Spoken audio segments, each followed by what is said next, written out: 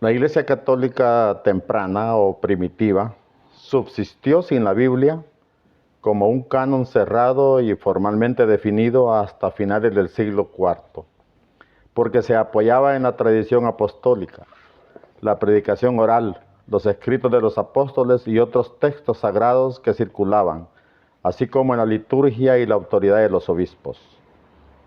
La formación del canon bíblico en el año 382 fue un proceso de reconocimiento oficial de los textos inspirados que la Iglesia ya usaba. Durante los primeros siglos no existía un Nuevo Testamento como un libro compilado y oficial. Los cristianos se basaban en la tradición oral. Los apóstoles predicaban las enseñanzas de Jesús, transmitidas de generación en generación. Pablo, por ejemplo, exhorta a los tesalonicenses a mantenerse firmes en las tradiciones recibidas, ya fueran orales o escritas. Lo podemos encontrar en 2 de Tesalonicenses 2, versículo 15. También en los escritos apostólicos, en las cartas de Pablo se apoyaban los evangelios y otros textos como las epístolas de Pedro, Juan, etc. Ahí circulaban entre las comunidades cristianas, pero no estaban aún reunidos en un solo libro. El Antiguo Testamento, o sea, la Septuaginta, los cristianos usaban esta versión griega del Antiguo Testamento como escritura sagrada, ya que era ampliamente aceptada en el mundo helenístico. La vida de la iglesia giraba en torno a la celebración eucarística, las oraciones y la enseñanza de los obispos, quienes eran vistos como sucesores de los apóstoles. La iglesia se sostenía gracias a la autoridad de los apóstoles y sus sucesores, los obispos, quienes garantizaban la fidelidad de la enseñanza. Este periodo muestra que la fe cristiana no dependía exclusivamente de un texto escrito, sino de la comunidad viva guiada por el Espíritu Santo.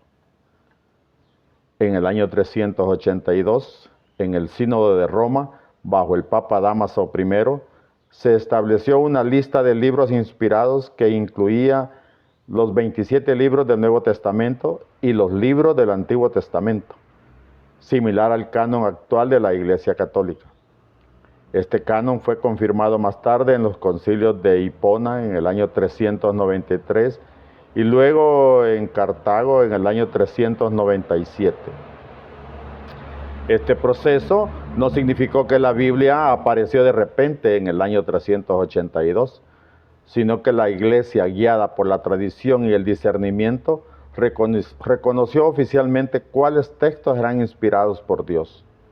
Muchos de estos textos ya eran ampliamente aceptados y usados en la liturgia y la enseñanza.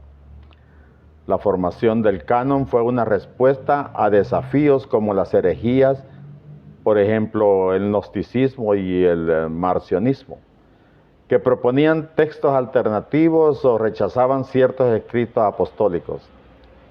La Iglesia necesitó clarificar cuáles eran los textos auténticos. La autoridad de la tradición en la Iglesia apostólica, transmitida por los obispos, era considerada tan sagrada como los escritos mismos. La Iglesia se veía a sí misma como la columna y fundamento de la verdad, como lo dice en 1 de Timoteo 3, versículo 15. Aunque no había un canon cerrado, los evangelios y las cartas apostólicas ya circulaban y eran leídas en las asambleas litúrgicas, como se puede ver en Colosenses 4, versículo 16.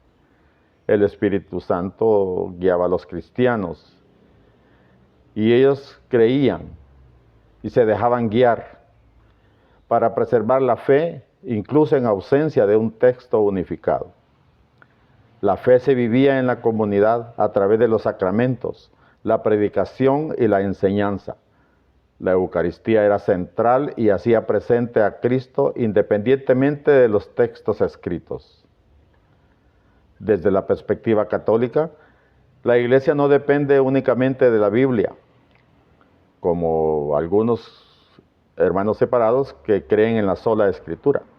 sino que la Escritura y la tradición son dos fuentes complementarias de la revelación divina, interpretadas por el magisterio, o sea, la autoridad de la Iglesia.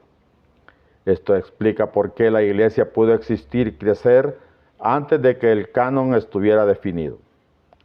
La Biblia es un producto de la Iglesia, en el sentido de que fue la comunidad eclesial la que bajo la guía del Espíritu Santo discernió cuáles textos eran inspirados. Por lo tanto, la Iglesia precedió a la Biblia como libro compilado.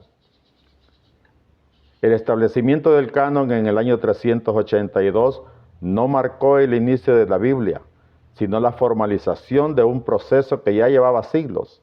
Antes de esa fecha, los cristianos ya consideraban muchos de los textos del Nuevo Testamento como autoritativos, aunque había debates sobre algunos libros, como por ejemplo Hebreos, Apocalipsis o las epístolas de Judas y la segunda de Pedro.